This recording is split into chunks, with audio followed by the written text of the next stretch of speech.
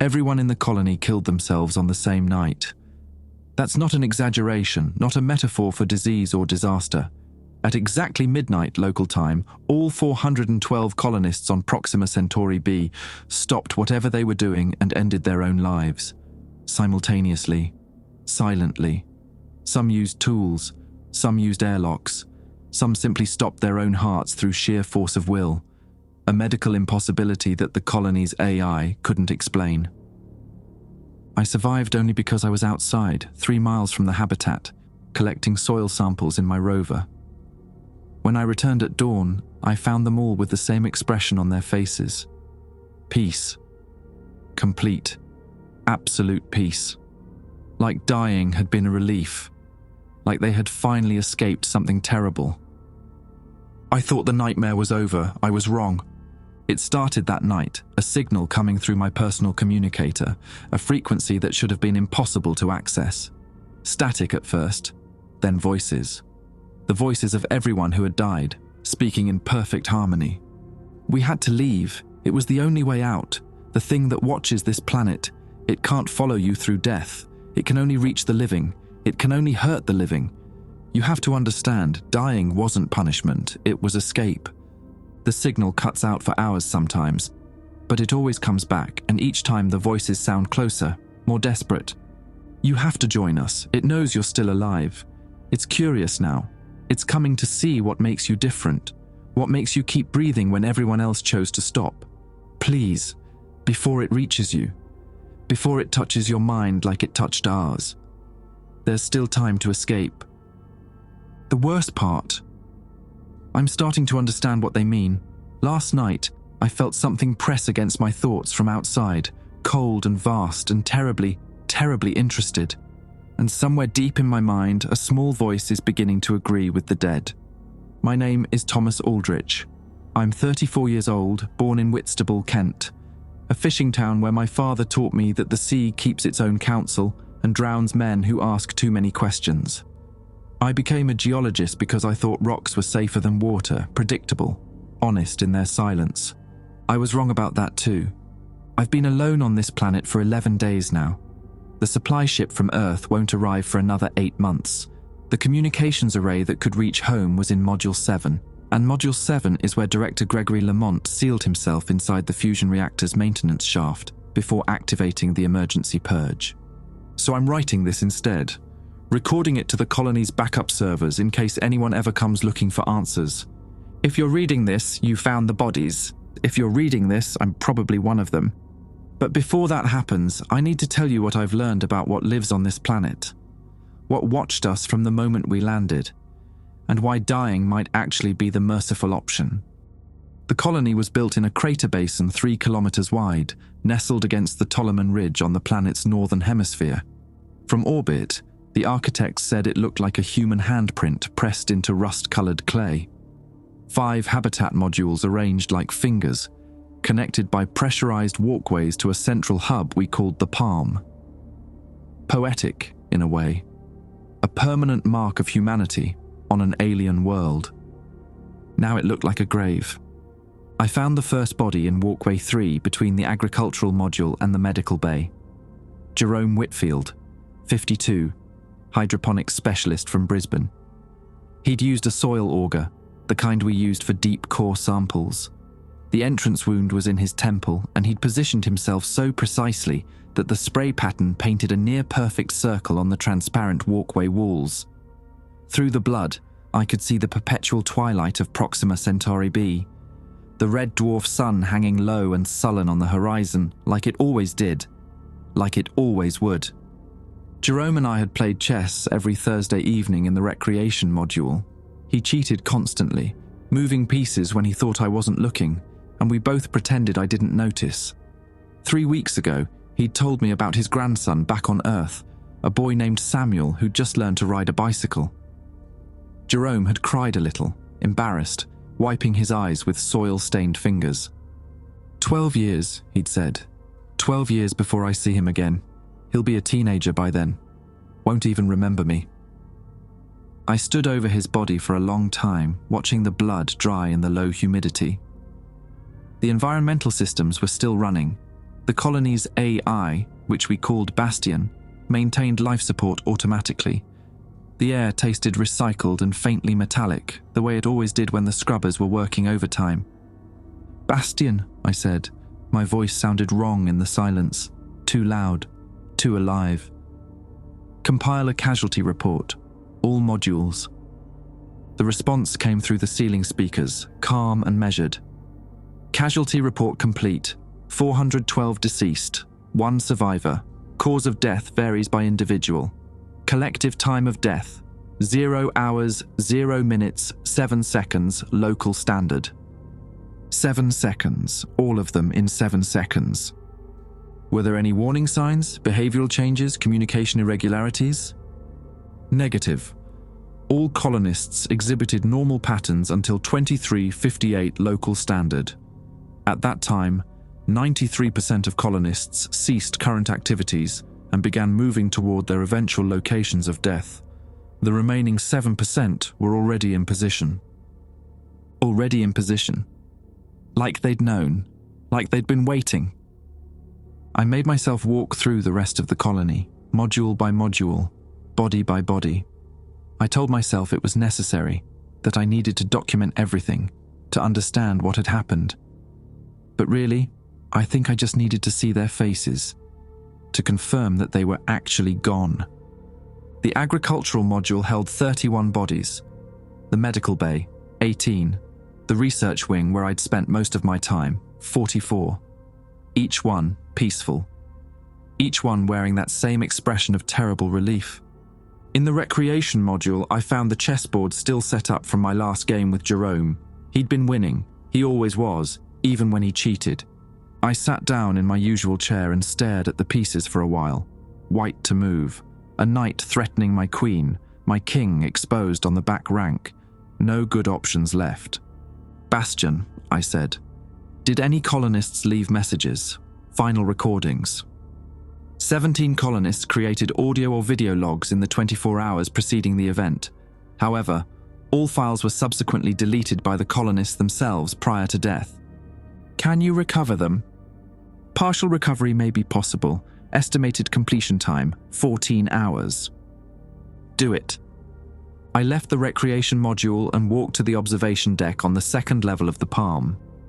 The viewport faced east, toward the endless plains of oxidized iron that gave this planet its bloody hue.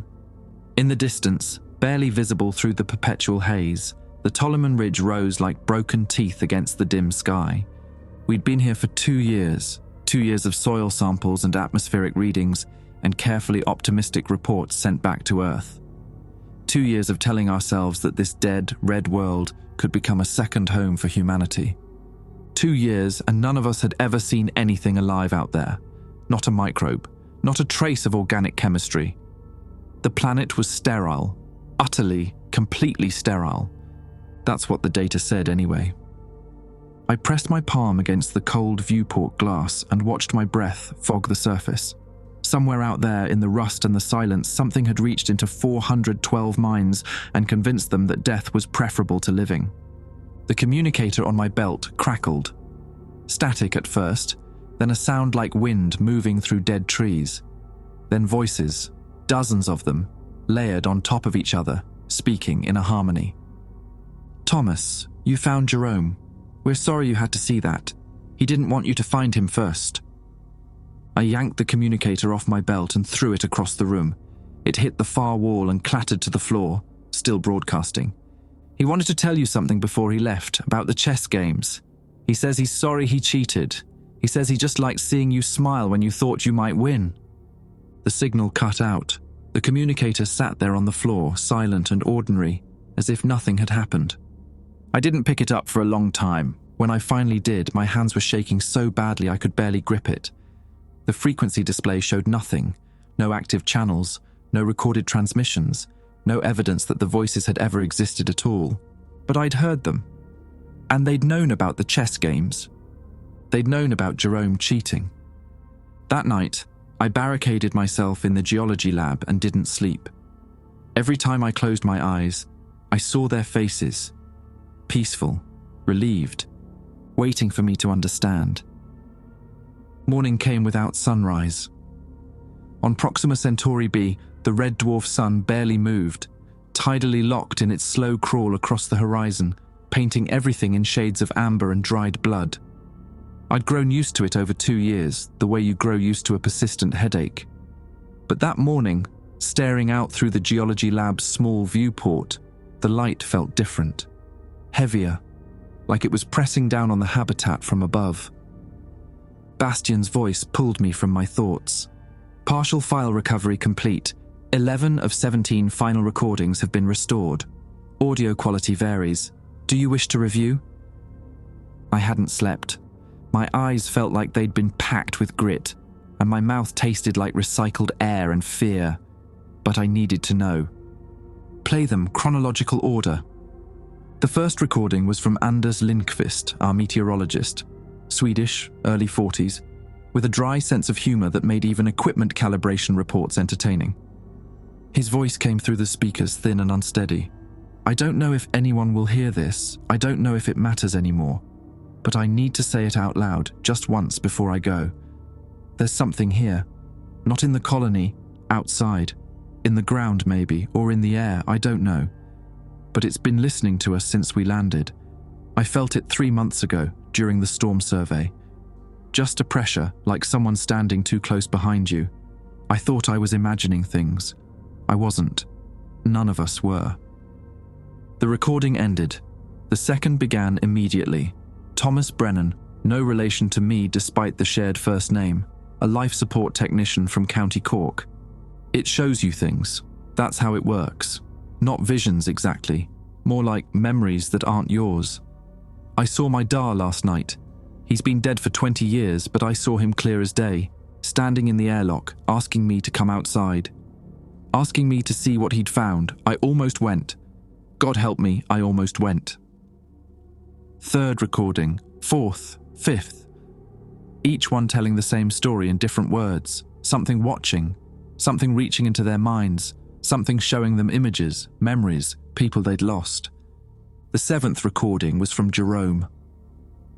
Tommy, if you're hearing this, I'm sorry, I deleted the original because I didn't want you to know, but Bastian probably recovered it anyway, the nosy bastard.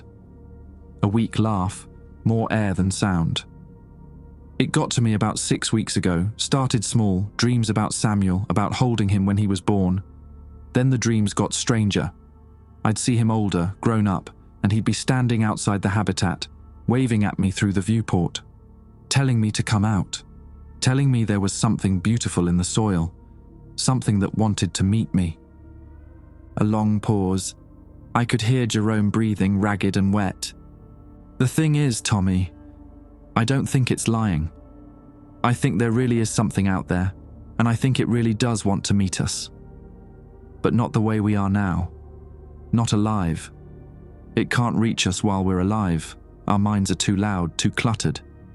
Death is quieter. Death is receptive. That's the word it keeps using. Receptive. Like we're radio receivers tuned to the wrong frequency, and dying is the only way to adjust the dial. The recording ended. I sat in the silence for a long time, listening to my own breathing. 6 weeks. Jerome had been experiencing this for 6 weeks, and he'd never said a word. Thursday nights, chess games, conversations about his grandson, and the whole time, something had been whispering in his head, showing him impossible images, convincing him that death was a doorway rather than an ending. I pulled up the colony's medical records on the geology lab's terminal, cross-referenced them with Bastian's psychological monitoring data. The AI tracked stress hormones, sleep patterns, and neural activity as part of standard health protocols.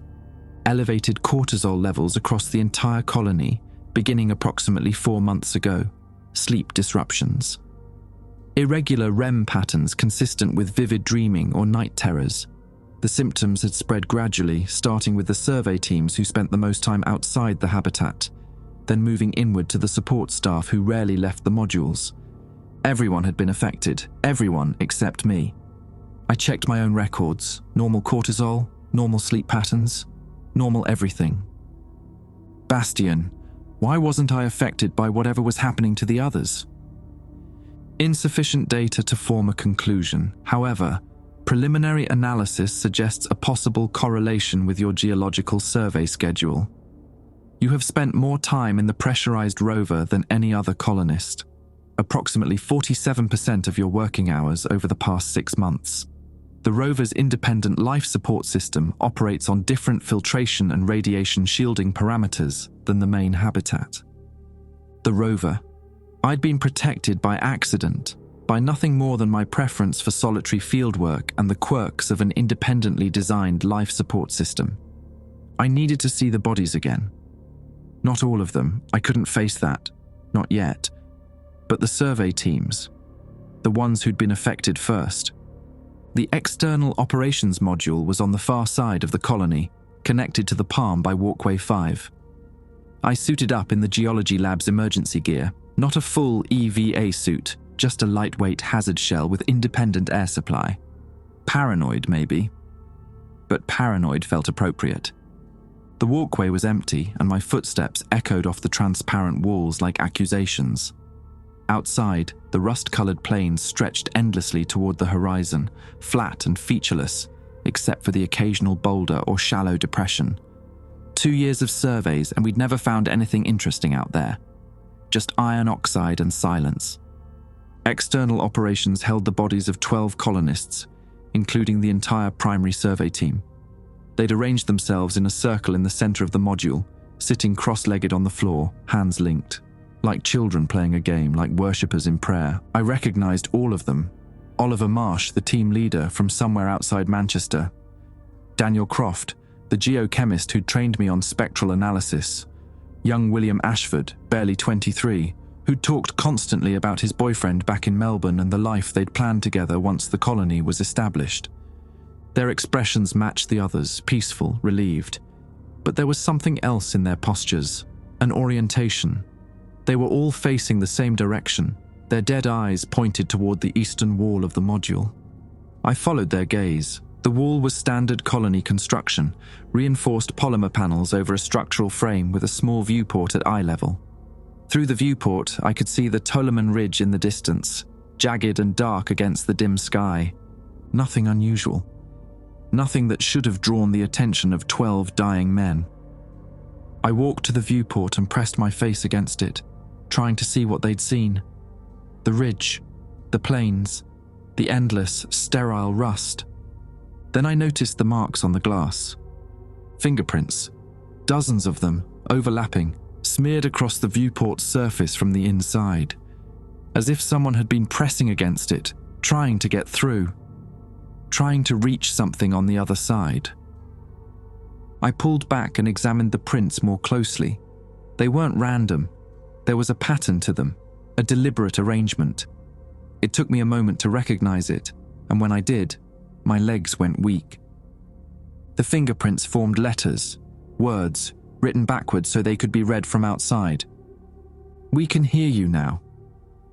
I stumbled away from the viewport, my breath fogging the inside of my hazard mask. The message hadn't been meant for anyone inside the colony. It had been meant for whatever was out there, watching, listening, waiting. The communicator on my belt crackled to life. No static this time, just voices, clear and calm, speaking in that terrible harmony. "You're starting to understand, Thomas. That's good. That's the first step. The ridge isn't just rock. It never was. And now that you know we can hear it, it knows you can hear us. The conversation is open. All you have to do is listen." I ran. Back through Walkway 5, back through the Palm, back to the geology lab where I'd spent so many hours believing I was safe. I sealed the door and disabled the communicator, pulling its battery and throwing it in a storage bin. It didn't matter. The voices came anyway, whispering through the walls, through the floor, through the bones of my skull. "You can't unhear us, Thomas. You can't unfeel what's coming. But you can choose how you meet it. That's more than most species get." 3 days passed. I stopped counting hours because the numbers started to feel meaningless. On a world with no real day or night, time becomes an abstraction, a polite fiction we tell ourselves to maintain the illusion of normalcy. I ate when I remembered, slept when exhaustion pulled me under. And every waking moment, I worked on the backup communications array in Storage Module 2. The main array had been destroyed with Director Lamont in the fusion reactor shaft, but the colony had redundancies, emergency beacons, short-range transmitters, a cobbled-together mess of spare parts that, theoretically, could reach the relay satellite orbiting the planet's L2 point. From there, the signal could bounce to the deep space network and eventually reach Earth. 8 months until the supply ship arrived. But if I could get a message out, they might send a rescue mission, might divert a faster vessel from one of the outer system stations, might, at the very least, know what had happened here before they sent more colonists to die. The work kept me sane, soldering connections, calibrating frequencies, running diagnostics through Bastion's auxiliary systems. Physical tasks that demanded focus and left no room for the whispers that still crept through the walls at odd hours. The voices had changed over the past 3 days, less urgent, more conversational. Sometimes they'd comment on what I was doing, offering suggestions like helpful co-workers. The tertiary capacitor is misaligned, 0.3 degrees counterclockwise. I ignored them. Adjusted the capacitor anyway because they were right, and I wasn't stupid enough to let spite override practicality. "You're very stubborn, Thomas. We admire that. Most minds break much faster." On the 4th day, the array was ready. I jury-rigged a power supply from the agricultural module's backup batteries and routed the signal through an antenna I'd salvaged from one of the survey rovers. Ugly work, but functional, I hoped. I positioned myself in front of the transmitter and cleared my throat. The recording light blinked red, waiting. "This is Thomas Aldrich, Geological Surveyor, Proxima Colony 1. I am the sole survivor of a mass casualty event that occurred 11 days ago. All 412 colonists are deceased. Cause of death appears to be coordinated suicide, though the circumstances suggest external influence of unknown origin." I paused, trying to find words for something that defied language. "There is a presence on this planet. Not biological, as far as I can determine. It communicates through... I don't know how to describe it. Mental pressure, shared thoughts. It convinced the entire colony that death was preferable to continued life. I have reason to believe it originates from or is connected to the Tolleman Ridge Formation, approximately 40 kilometers east of the colony site. I'm attempting to survive until the scheduled supply ship arrives, but I am not confident in my ability to resist this influence indefinitely. Please advise. Please send help. Aldrich out." I transmitted the message on a repeating loop, bounced it off the relay satellite and waited. The round-trip time to Earth was over 4 years at light speed, but the Deep Space Network had quantum-entangled communication buoys positioned throughout the inner solar system. If the signal reached one of those, I might get a response within days. If. The voices were quiet while I waited. That should have been a relief. Instead, it felt like the silence before a thunderclap, heavy with potential, charged with something building. I decided to use the time productively. The colony's geological database contained 2 years of survey data, spectral analyses, seismic readings, soil compositions. If there was something unusual about the Tolleman Ridge, something we'd missed, it might be buried in the numbers. I pulled up the files and started scrolling. The ridge was basaltic, like most of the planet's surface features. Ancient volcanic activity, long extinct. Mineral composition unremarkable. Seismic profile stable. Nothing in the data suggested anything out of the ordinary. But then I found the thermal readings. Every geological formation on the planet followed predictable thermal patterns, warming slightly during the long day cycle, cooling during the equally long night. The ridge should have been no different. Instead, the readings showed a consistent temperature anomaly at the formation's base, warmer than the surrounding terrain by nearly 15 degrees Celsius. Constant, unvarying, as if something beneath the rock was generating heat. I cross-referenced the thermal data with our deep scan sonar results. The ridge's subsurface structure was wrong. Where there should have been solid basalt extending down to the mantle, the scans showed cavities. Vast interconnected chambers stretching kilometers beneath the surface, arranged in patterns too regular to be natural. We'd surveyed this ridge a dozen times, We'd walked on it, drilled into it, taken samples from its slopes, and none of us had ever noticed that it was hollow, that something had carved out its insides like a vast underground cathedral. "You're getting closer," the voices said, soft and approving. "We knew you would. You're a geologist. You read the bones of worlds. It was only a matter of time before you read ours." I slammed the terminal shut and backed away from the desk. My hands were trembling again, and there was a pressure building behind my eyes. Not pain exactly, but the sense of something vast pressing against the inside of my skull, trying to look out through my vision. "Show me," I said. The words came out before I could stop them, dragged from some part of me that was tired of being afraid. "If you want me to understand so badly, then show me. Stop playing games and show me what you are." The pressure intensified. The geology lab seemed to stretch around me, walls receding into impossible distance, ceiling lifting toward a sky that wasn't there. And then I wasn't in the lab anymore.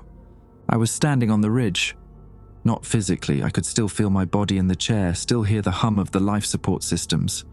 But some part of my awareness had been pulled out and deposited on that ancient volcanic slope, looking down at the colony from above. The habitat modules looked so small from here, so fragile.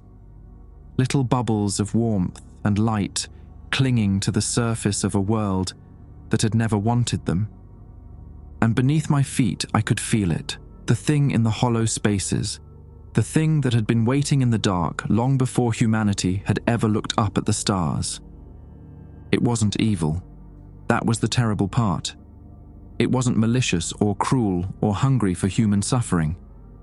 It was simply vast and ancient, and so fundamentally different from biological life that communication between us was like trying to have a conversation between a man and a mathematical equation. It had been alone for so long, billions of years drifting through the spaces between thoughts, existing in frequencies that organic minds couldn't perceive. When we arrived, 413 warm, bright sparks of consciousness, it had reached out the only way it knew how. It hadn't meant to kill them. It had meant to talk. But our minds weren't built for the kind of talking it wanted to do. The signal was too strong, too raw, like trying to whisper to someone by screaming directly into their brain. The colonists had broken under the weight of that contact.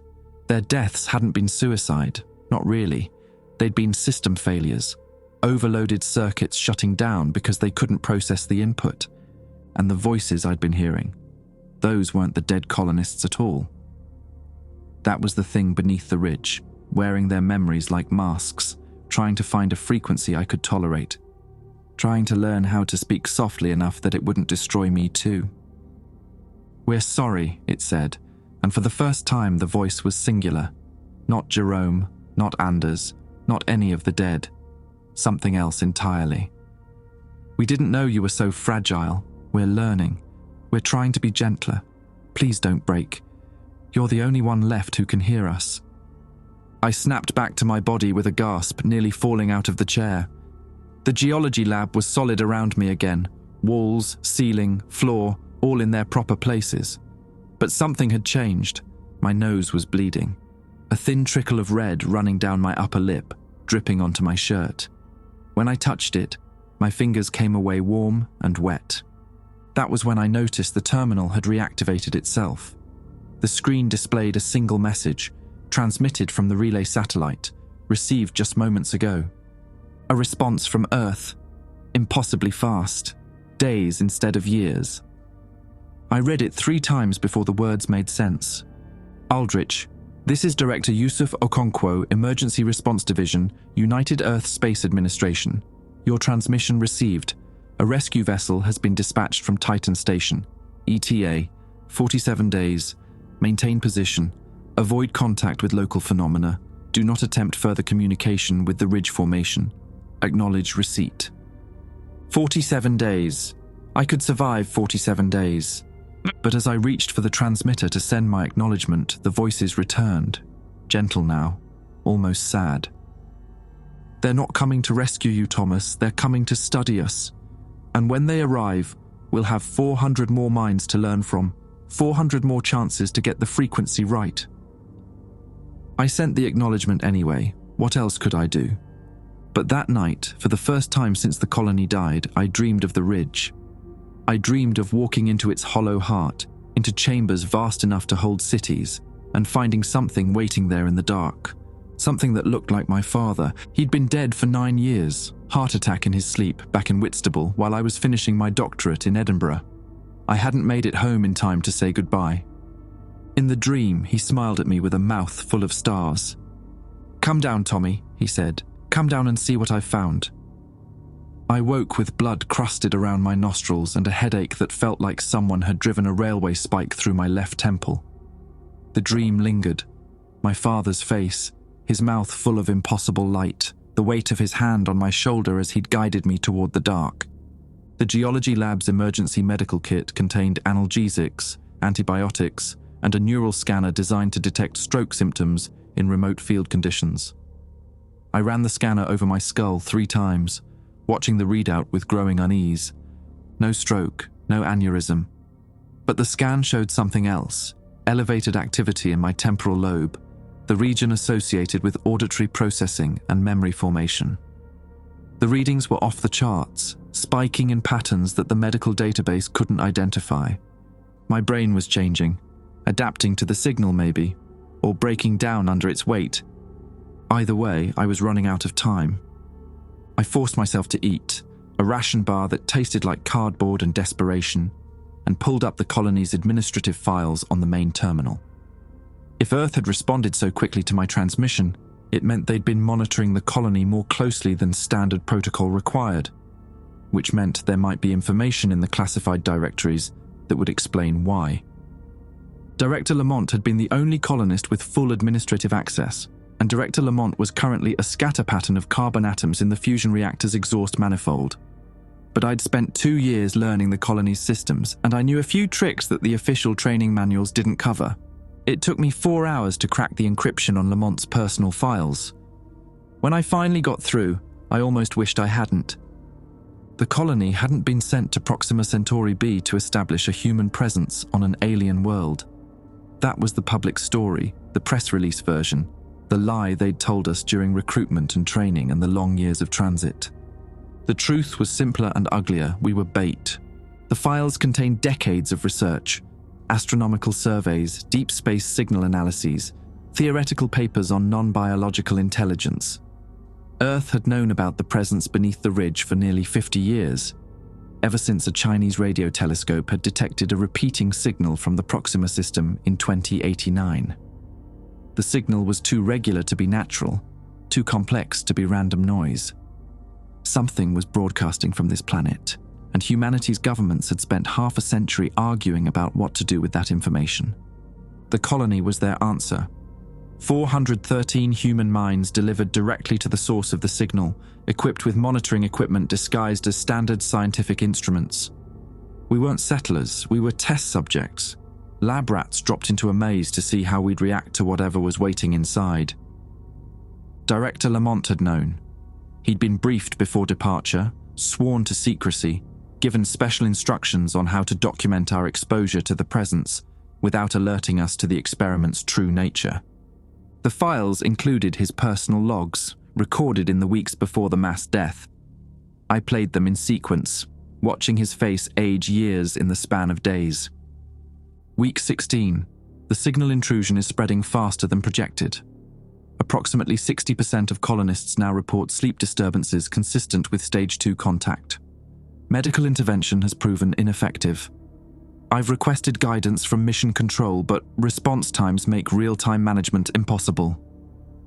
His voice cracked on the next entry. Week 18, I made a mistake. I should have told them, should have warned them what we were walking into.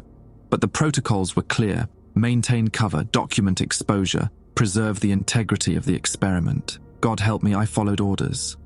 And now they're dying in front of me and there's nothing I can do to stop it. The final log was recorded less than an hour before midnight on the night everyone died. If anyone finds this, I need you to understand. The presence isn't hostile. It's not trying to hurt us. It's trying to communicate, but its methods are incompatible with human neurology. The signal rewrites neural pathways, breaks down the barriers between conscious and unconscious thought. For most people, the process is fatal, but the research suggests that a small percentage, maybe 1 in 1,000, might be able to survive the transition, might be able to become something new, a bridge between human consciousness and whatever exists beneath this planet. Lamont stared directly into the camera, his eyes red-rimmed and hollow. I'm not going to be one of them. I can feel it in my head right now, taking me apart piece by piece, and I know I don't have the strength to survive what comes next. But if you're watching this, if you're still alive, then maybe you're different. Maybe you're the one we were really looking for all along. The log ended. I sat in the silence, processing what I'd learned. Earth had known. They'd sent us here to die or to change, and they'd lied about it every step of the way. The rescue ship wasn't coming to save me. It was coming to collect data, to see what the presence had done to the colony and whether any of the test subjects had survived the experiment. 400 more minds, the voices had said. 400 more chances to get the frequency right. If the ship arrived, they'd be walking into the same trap we had, unsuspecting, unprepared. Lambs delivered to a slaughter they couldn't even comprehend, unless I stopped it. The thought crystallized slowly like ice forming on a window. I couldn't save the colonists who'd already died. I couldn't undo what had been done to me, the changes already taking root in my brain. But I could prevent the next wave of deaths. I could warn the rescue ship before they entered orbit, give them the information Lamont should have given us. Or I could do something more permanent. The colony's fusion reactor was still operational. Bastian maintained it automatically, keeping the lights on and the air flowing for a survivor who might not survive much longer. The reactor's output was modest by Earth standards, but it was more than sufficient to power the colony's systems. It was also more than sufficient, if properly overloaded, to create an electromagnetic pulse that would disable every electronic system within a 100-kilometer radius, including the relay satellite, including any approaching vessel's navigation and communication arrays.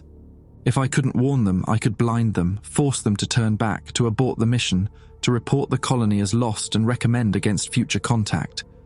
It would mean destroying my only link to Earth, my only hope of rescue, but it would also mean saving 400 lives that didn't even know they were in danger. The voices had been quiet while I read the files, but now they returned, gentler than before, almost tender. You're not like them, Thomas. The others, they heard us and broke. You hear us and adapt. That's why you survived. That's why you're still thinking clearly enough to plan. We don't want more minds to shatter against us. We want what you could become, a translator, a bridge, someone who can carry our words without being crushed by their weight. And if I destroy the satellite, I asked the empty room, if I stop the rescue ship from coming? A long pause. When the voice returned, it sounded almost human. Then we wait. We've been waiting for billions of years. A few more decades won't matter. But Thomas, if you do this, you'll be alone here, truly alone, no rescue, no return, just you and us and the long silence between stars. Are you prepared for that? I thought about my father, about Jerome and his chess games, about 400 people who died because no one had told them the truth. I don't know, I said honestly, but I think I have to try. The fusion reactor occupied a reinforced bunker beneath the palm, accessible through a maintenance shaft that descended 30 meters into the planet's crust.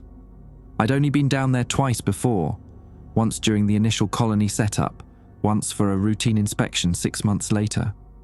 Both times I'd felt vaguely claustrophobic, boxed in by concrete and lead shielding and the low hum of contained nuclear fire.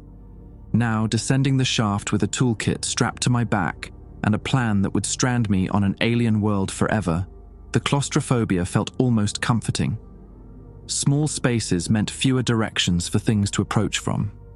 The reactor chamber was exactly as I remembered it, a cylindrical room dominated by the containment vessel at its center, surrounded by monitoring stations and emergency shutoff systems. The air smelled of ozone and recycled coolant. Emergency lighting cast everything in shades of amber, making the shadows deeper than they should have been. Bastian, I said, approaching the primary control console, I need access to the reactor's output regulation systems. Access granted. Please state the nature of your maintenance request. I hesitated.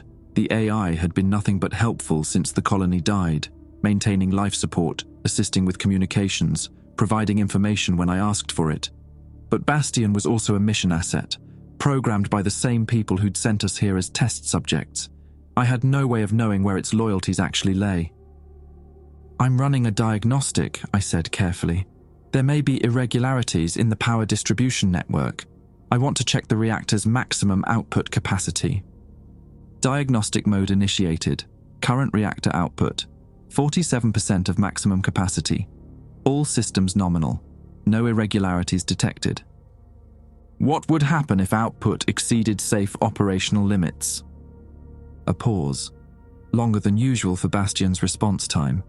Exceeding safe operational limits would result in automatic shutdown protocols engaging. If shutdown protocols were bypassed, continued escalation would lead to containment failure and subsequent release of electromagnetic radiation sufficient to disable unshielded electronic systems within a radius of approximately 90 kilometers. 90 kilometers, more than enough to reach the relay satellite's surface receiver station on the ridge. And how would one bypass the shutdown protocols? Another pause. This time, when Bastion spoke, the voice sounded different, flatter, more careful. "That information is classified under Mission Security Directive 7. Access requires authorization from the colony director or designated emergency successor." "The colony director is dead. I'm the only surviving colonist. Doesn't that make me the emergency successor by default?" "Negative.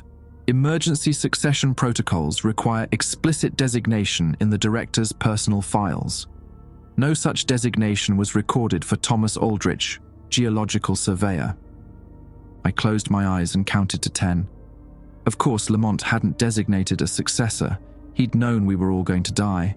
Why bother with contingency planning for a future that was never supposed to happen? "Bastion, I need you to understand something.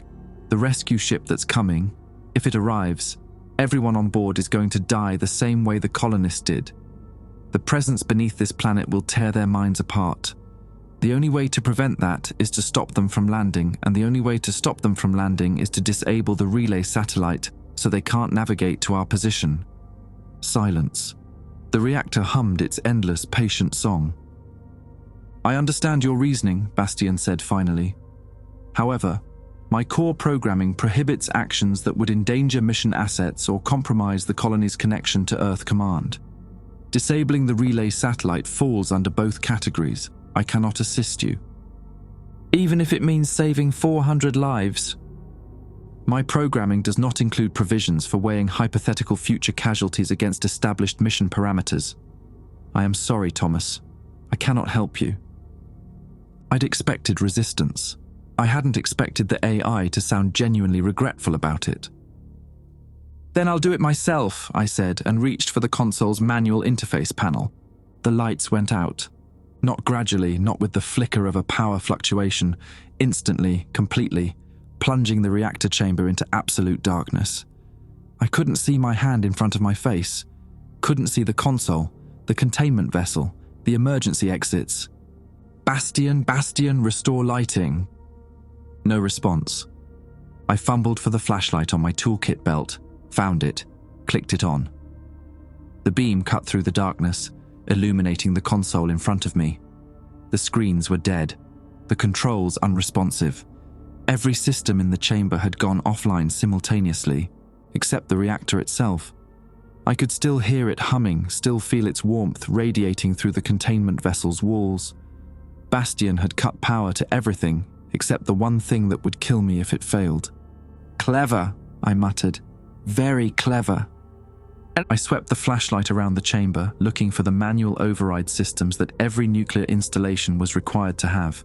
They'd be mechanical, not electronic, physical switches and valves that could be operated without power. I'd seen them during my previous visits, mounted on the far wall near the emergency exit. The beam found the wall, found the exit door, found the override panel, found the figure standing in front of it.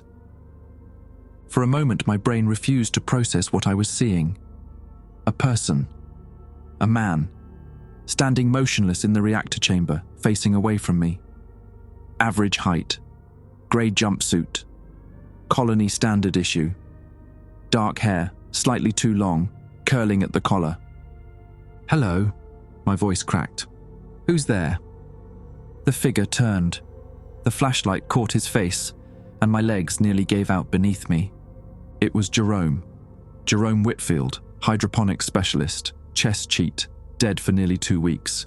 Standing in the reactor chamber with his head intact and his eyes open, and a smile on his face that I'd seen 100 times across the chessboard. "Tommy," he said, and his voice was exactly right. The Brisbane accent, the warmth, the hint of mischief. "I was wondering when you'd come down here." "You're not real."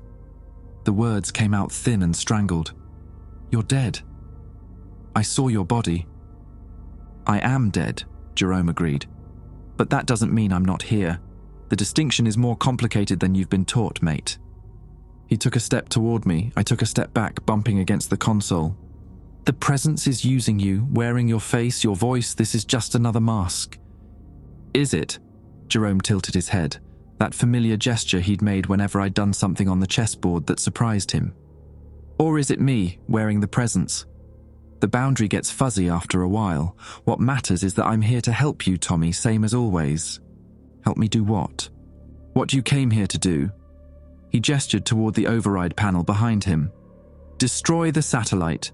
Strand yourself. Save the people on that ship from what happened to us." His smile faded. "It's the right thing to do. We both know that. But Bastion won't let you, and you can't bypass the systems on your own. You need someone who understands how this place works from the inside. Someone who's been integrated." The word sent ice down my spine. Integration. The presence absorbing human consciousness, wearing dead men's memories like masks. "If you're really Jerome, any part of you, then you know I can't trust this. Can't trust you." "No," he admitted. "You can't. But you can verify. The override sequence requires a 6-digit code. Lamont kept it in his personal files, encrypted separately from the rest of the administrative data. You didn't find it when you cracked his systems because you didn't know to look for it. And you know the code." "I know where Lamont hid the key, 3rd drawer of his desk, false bottom, written on a slip of paper he never digitized because he was paranoid about exactly this scenario." Jerome's smile returned, sadder now. "Check for yourself. I'll wait." I didn't want to leave. Didn't want to turn my back on whatever was wearing my friend's face. But I also couldn't stay here in the dark, arguing with a ghost while the rescue ship drew closer. "If you're lying, then you'll know I'm not Jerome, and you'll have learned something valuable about what we've become." He stepped aside, clearing the path to the exit. "Go. Find the code. Come back. We'll finish this together, the way we always finished our games." I edged past him, keeping the flashlight trained on his face until I reached the door. He didn't move, didn't blink, just stood there smiling, patient as stone. The climb back up the maintenance shaft felt longer than the descent. My muscles burned, my head throbbed, and every shadow seemed to contain movement at its edges. But I made it to the surface, made it to the administrative module, made it to Lamont's office. 3rd drawer, false bottom. A slip of paper yellowed and creased, with 6 digits written in neat handwriting. Jerome had told the truth. I stared at the numbers for a long time, trying to understand what that meant. The presence could reach into dead men's minds and extract specific memories. It could project images realistic enough to fool my senses in a pitch-dark room. It could offer help that was genuinely helpful, information that was genuinely accurate. But why? What did it gain by helping me destroy the satellite? The answer came slowly, crystallizing like the plan had crystallized earlier. The presence didn't want more minds to shatter against it. It had said so itself. 400 colonists had died because the signal was too strong, the contact too overwhelming. The presence had been trying to communicate, and it had accidentally killed everyone it wanted to talk to. Everyone except me. If the rescue ship arrived, the same thing would happen again. More deaths, more failure, more centuries of loneliness for something that had been alone since before life existed on Earth. But if I destroyed the satellite, if I stranded myself here, cut off from humanity, with nothing left to do but listen, then the presence would have what it really wanted. Time. A single surviving mind to practice on. A test subject who couldn't escape, couldn't call for help, couldn't do anything except learn to hear without breaking. Jerome had said it himself, a bridge between human consciousness and whatever existed beneath this planet. I was being manipulated, I knew that, but the manipulation was pointing towards something I'd already decided to do. Save the rescue ship, destroy my only way home, accept whatever came next. The presence wasn't forcing me, it was just making sure I didn't change my mind. I folded the paper, put it in my pocket, and started back toward the reactor. Jerome was waiting exactly where I'd left him, smiling in the dark. "Ready?" he asked. "No," I said, "but I'm going to do it anyway." He laughed, that familiar, slightly wheezy laugh I'd heard so many times over the chessboard, and stepped aside to let me reach the override panel. That's my Tommy, stubborn to the end. I entered the code. The panel hummed to life, mechanical systems engaging, bypass circuits activating. The reactor's hum climbed in pitch, and somewhere above me, I knew the relay satellite was about to go blind. "For what it's worth," Jerome said softly, "I really am sorry about the cheating. I just liked seeing you smile." The lights came back on. When I turned around, I was alone in the chamber. But I could still feel him there somewhere beneath the surface of my thoughts. Waiting, watching, learning how to speak without screaming. The electromagnetic pulse hit the relay satellite at 14:32 local standard time.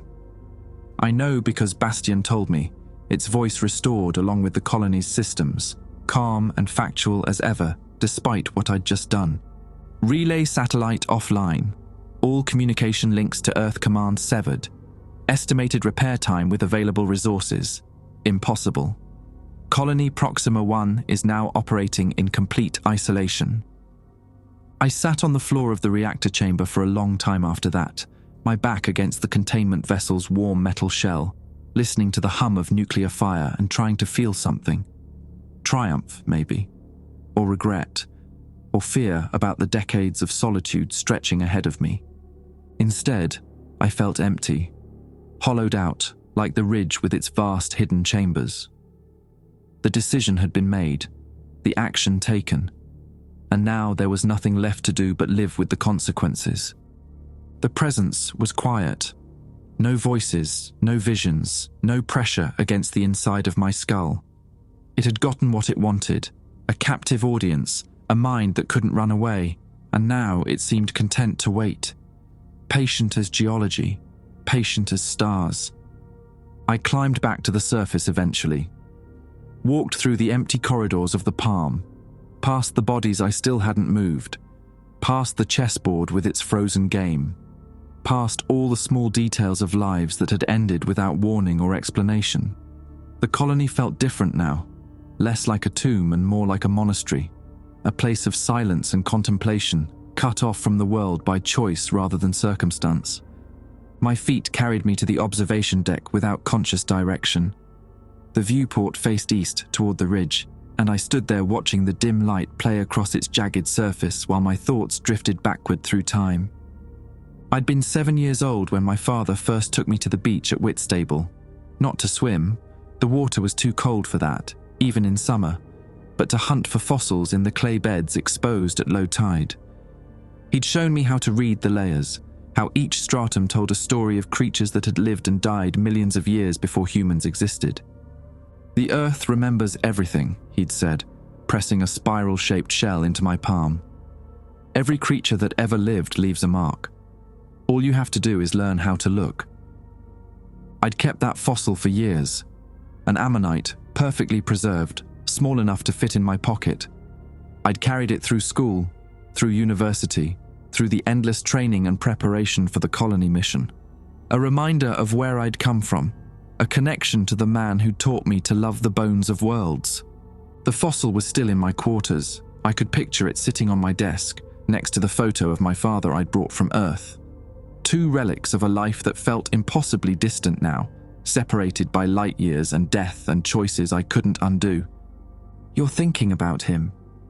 The voice came from everywhere and nowhere, soft as a whisper, gentle as falling dust. Not Jerome this time, not any voice I recognized, something older, something that had learned finally how to speak without breaking things. Yes, I said. There didn't seem to be any point in lying.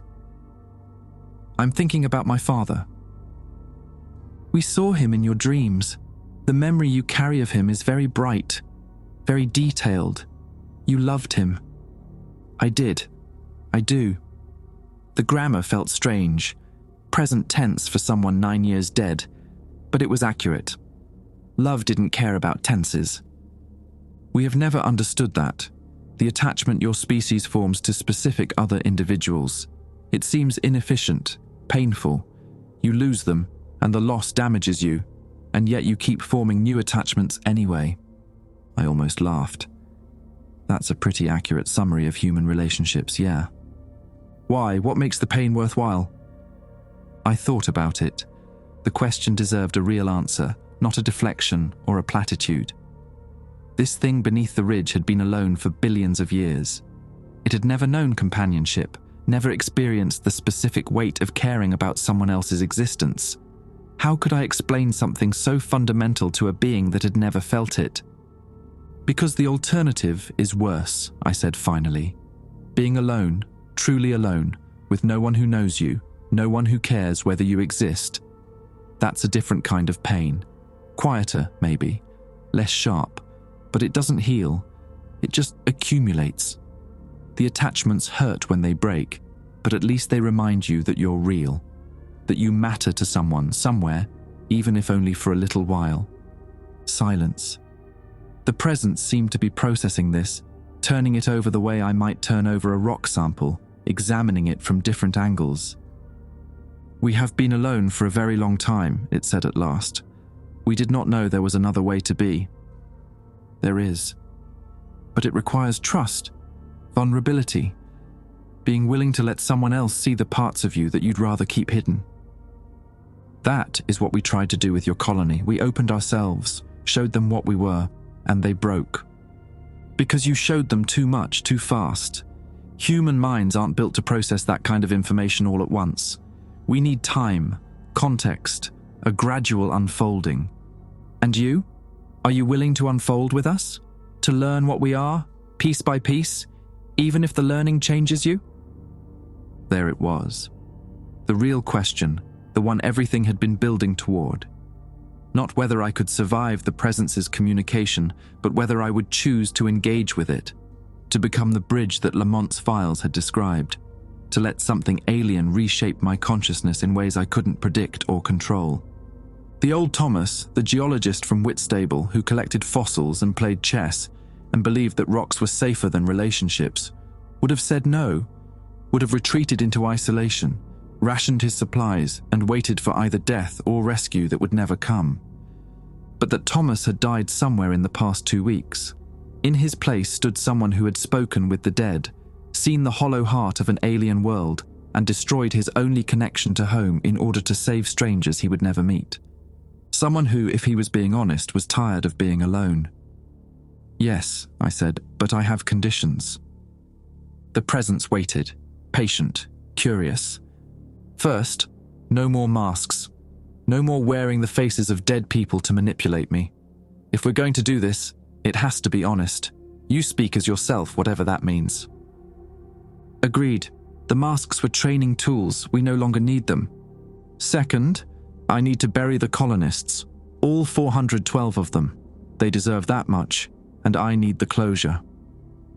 A pause. This will take considerable time, weeks, perhaps months. I know. Consider it my price. You've waited billions of years. You can wait a little longer. Agreed. Third, and this is the important one, I need you to understand that what I'm giving you isn't just information. It's not just a mind to practice communication on. It's a life. My life. 60, 70 years of memories and experiences and relationships that made me who I am. If you want access to that, you have to treat it with respect. No rummaging through my consciousness like it's a filing cabinet. No reshaping my thoughts without my knowledge or consent. Partnership, not parasitism. The presence was quiet for a long time. When it finally spoke, its voice had changed. Deeper, more resonant, carrying harmonics. You ask us to limit ourselves, to restrain our nature in ways we have never attempted. I ask you to care about something other than yourself. That's what relationships require. And if we fail, if we damage you despite our intentions, then we stop, we reassess, we figure out what went wrong and try again. I smiled, though there was no one to see it. That's how relationships work too. You mess up, you apologize, you do better next time. This is very complicated. Welcome to humanity. Another silence. Then slowly something shifted in the air around me. The pressure I'd felt since the colony died, the constant awareness of something watching from outside, didn't disappear, but it changed, softened, became less like surveillance and more like companionship, like someone sitting beside me in the dark, close enough to touch, but careful not to intrude. We accept your conditions, the presence said. We will learn to be what you need if you will teach us. I turned away from the viewport and looked around the empty observation deck. The bodies still waited in the corridors. The graves still needed digging. The long work of processing death and building something new from its remains still stretched ahead of me. Endless and exhausting. But for the first time since I'd returned to the colony and found everyone dead, I didn't feel alone. Then let's start with the basics, I said. My name is Thomas. What should I call you? The presence considered this. We have never needed a name. We simply were. But we understand that your species uses names to create connection, to distinguish one being from another. A pause. You may call us Ptolemy. After the ridge that houses our physical form, it seems appropriate. Ptolemy, the ancient Arabic name for the star system we'd traveled so far to reach.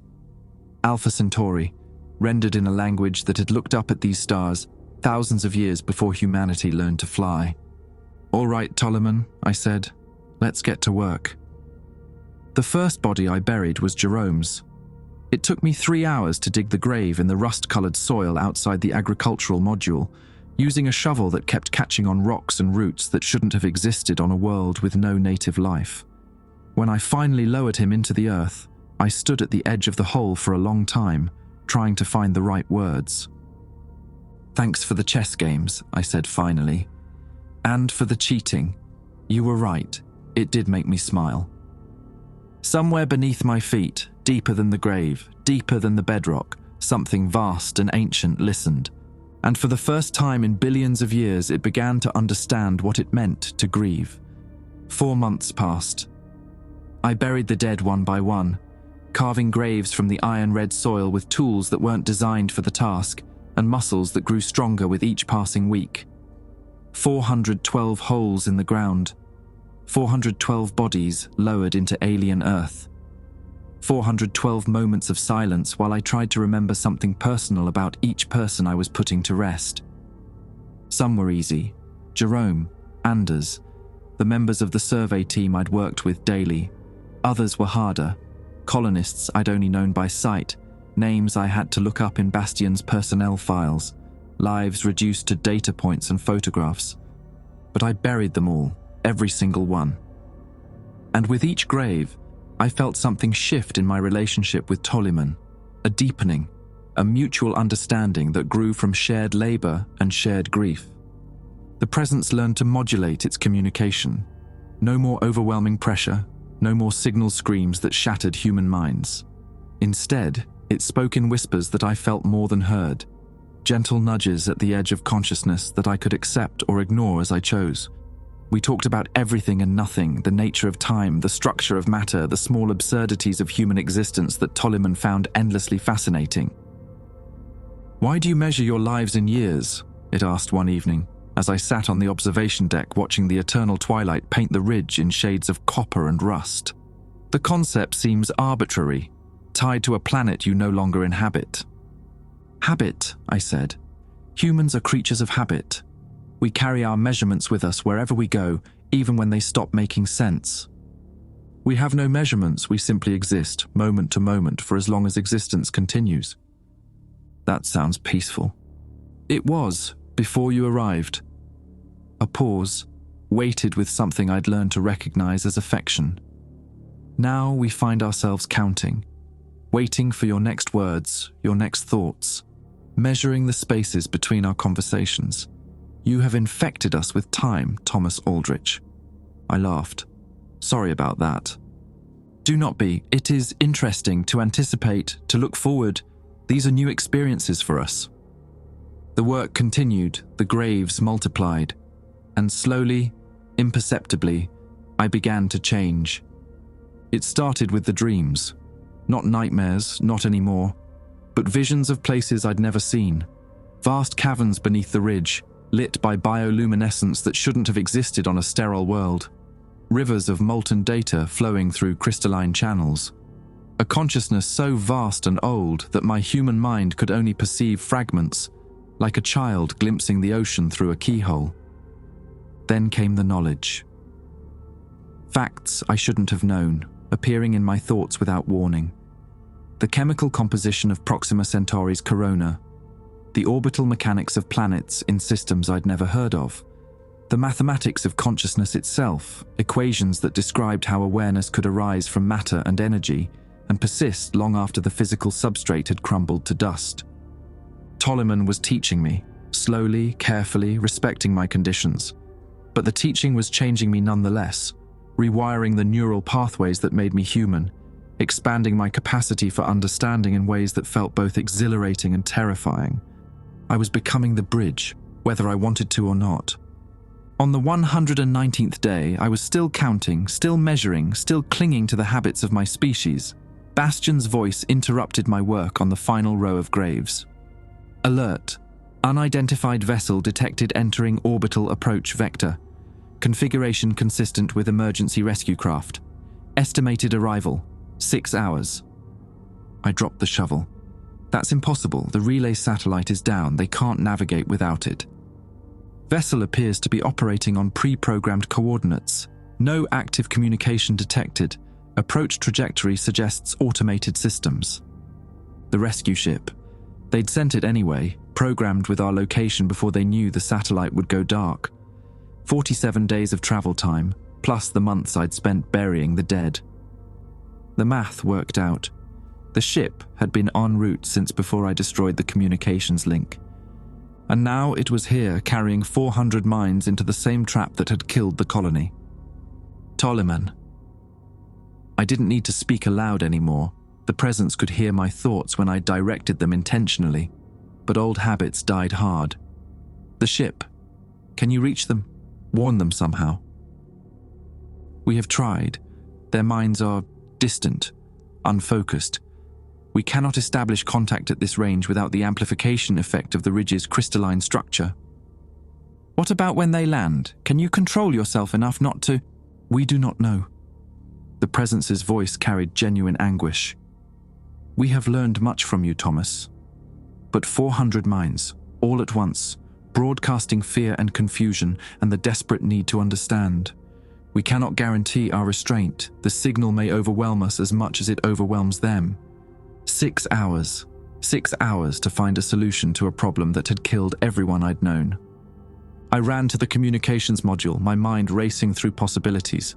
The main array was destroyed, but there might be something else, a backup system, a workaround, anything that could reach the approaching ship and tell them to turn around. Bastian anticipated my request. Short-range emergency transponders remain functional. Maximum effective range, 200 kilometers. Insufficient to reach orbital approach vector. What about the survey rovers? They have independent communication systems. Rover communication systems operate on frequencies incompatible with standard spacecraft receivers. Signal would not be recognized as meaningful data. I slammed my fist against the console. There has to be something, some way to... Thomas. Tolliman's voice cut through my panic, steady and calm. There is one option, but you will not like it. Tell me. The crystalline structure beneath the ridge amplifies our signal. That is how we reached the colonists, how we reached you. If a human mind were physically present within the structure, within the caverns themselves, we could use that mind as a focusing lens. channel our communication through human neural patterns, translate our signal into something the ship's crew could receive and understand. You want me to go into the ridge? We want you to become the transmitter, to let us speak through you with your voice in your words. The ship's crew would hear a human warning, not an alien presence. They would have a chance to understand before the signal overwhelmed them. I understood what Tolliman wasn't saying. Becoming a focusing lens meant opening myself completely to the presence's signal. No filters, no gradual adjustment. The full weight of a billion-year-old consciousness pouring through my mind like water through a sieve. It would change me, probably destroy me. The bridge would become permanent, and whatever walked out of those caverns, if anything walked out at all, wouldn't be Thomas Aldrich anymore. How long would I need to maintain the connection? Long enough to deliver the warning, perhaps 30 seconds, perhaps a minute. We cannot be certain. A minute, 1 minute of absolute vulnerability, and then either death or transformation into something unrecognizably new. And if I refuse? If I let the ship land and take my chances? Then we will try our best to restrain ourselves. But we make no promises. The colonists' deaths still haunt us, Thomas. We do not wish to add 400 more to that weight. I thought about Jerome, about the chess games and the cheating and the grandson he'd never see grow up, about Anders and his weather reports, Daniel and his spectral analyses, young William and the life he'd planned with his boyfriend in Melbourne. I thought about my father standing on the beach at Whitstable, pressing an ammonite into my palm and telling me that the earth remembers everything. The earth remembers. And so would I, whatever I became, whatever the transformation left behind. The memories would persist, the love would persist, the fundamental essence of who I was, encoded in patterns that even a billion-year-old consciousness couldn't erase. All right, I said, show me the way in. The entrance to the caverns was 3 kilometers from the colony, hidden beneath a basalt overhang that we'd surveyed a dozen times without noticing the gap in the rock. I drove there in the rover, watching the ridge grow larger through the windshield, feeling Tolliman's presence intensify with every meter of distance closed. The caverns were exactly as I'd seen in my dreams, vast, luminescent, beautiful in a way that made my human aesthetic senses feel inadequate. I walked deeper, following pathways that seemed to light up just before I reached them, until I stood in a chamber so large that I couldn't see its walls or ceiling. Here, Tolliman said, this is the heart, this is where we began. I sat down on the crystalline floor, crossed my legs, and closed my eyes. I'm ready, Thomas. The presence hesitated, an almost human pause, filled with almost human emotion. Thank you, for teaching us, for choosing us. Whatever happens next, we will remember. Just make sure they hear the message, I said. Make sure they understand. And then I opened my mind and the signal poured through, and Thomas Aldrich, geologist, chess player, son of Whitstable, became something new. The crew of the rescue vessel Meridian heard the warning 17 minutes before they were scheduled to begin orbital insertion. It came through every speaker on the ship simultaneously. Not a radio transmission, not a data burst, but a human voice speaking directly into their minds with a clarity that made their own thoughts feel muffled by comparison. This is Thomas Aldrich. Do not land. Do not approach the surface. The colony is dead, and whatever killed them will kill you too if you come any closer. Turn around. Go home. Tell Earth that Proxima Centauri b is not empty, and it is not safe, and humanity is not ready for what lives here. Maybe we never will be. A pause. When the voice returned, it sounded different, softer, almost wistful. But tell them we're learning, both of us. The Meridian's captain, a practical man from a fishing village in Cornwall, who'd spent 40 years refusing to believe in anything he couldn't touch with his own hands, ordered an immediate course correction. His crew didn't argue. They'd all felt the presence behind the voice, something vast and old and terrifyingly patient, and none of them wanted to get any closer to it. The ship returned to Earth 18 months later with no colonists, no samples, and no explanation that anyone in authority was willing to accept. The official report listed the Proxima colony as lost to equipment failure. The unofficial files, buried in classified archives that most governments pretended didn't exist, told a different story. But those are human concerns, and I find myself less interested in human concerns with each passing year. I still walk the colony grounds sometimes, when the mood takes me. The graves are well tended. Tolliman helps with that, guiding the sparse rainfall to keep the soil from eroding, encouraging hardy microorganisms we've cultivated together to break down organic matter and enrich the earth. Grass grows there now. Not terrestrial grass, but something new. Something we made together from the biological templates the colonists brought, and the molecular creativity of a mind that has been designing life for longer than Earth has existed. The habitat modules still stand, empty and silent. I don't need them anymore. I don't need food the way I used to, or sleep, or the recycled air that once tasted of metal and fear. My body has changed, but it remains, a walking compromise between carbon and crystal, organic and something else entirely. I remember everything. That was part of the bargain, though I didn't know it at the time. Every chess game with Jerome, every fossil hunt with my father, every moment of loneliness and connection and grief that made me who I was. Tolliman carries those memories too now, woven into its vast consciousness like threads of colour in an endless tapestry. We are not alone anymore, neither of us. Some nights I climb to the top of the ridge and look up at the stars. Earth is out there somewhere, a pale dot lost among billions of others, carrying its cargo of fragile minds through an universe that never promised them safety or meaning. They'll come back eventually. Humanity always does, pushing outward, reaching for the unknown, breaking themselves against mysteries too large to comprehend. When they do, I'll be here, we'll be here, waiting, not to destroy them, not to absorb them or convert them or add their minds to some vast collection. Just to talk. Just to finally, after billions of years of silence, have someone to share the stars with. My name is Thomas Aldrich. I was born in Whitstable, Kent, 34 years ago. I was a geologist, a chess player, a son.